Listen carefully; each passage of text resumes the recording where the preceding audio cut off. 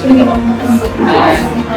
Kung tutuusin po is parang talaga ako natatanggap sa current school because senior citizen and also working sila dalawa. So, supporting po talaga ako poor. So, kaya malaki ko talaga yung mga tutulong dito. So, I'm thankful, especially sa God kasi pinunta niya ako dito para alam niya ako yung alam niya kailangan ko Piano ko makakdag sa eskwela tawari at ay makatulong sinapuan, bakan lang din napuan, no di kat din aading maglang ay adidan kayang matlang.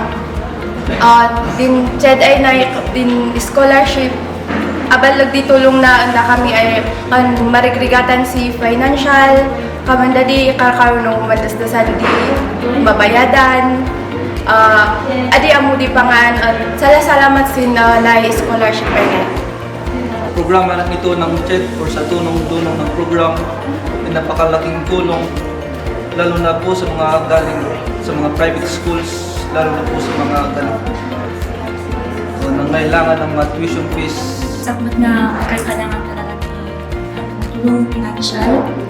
So, dapat kami tulong ako nga pag may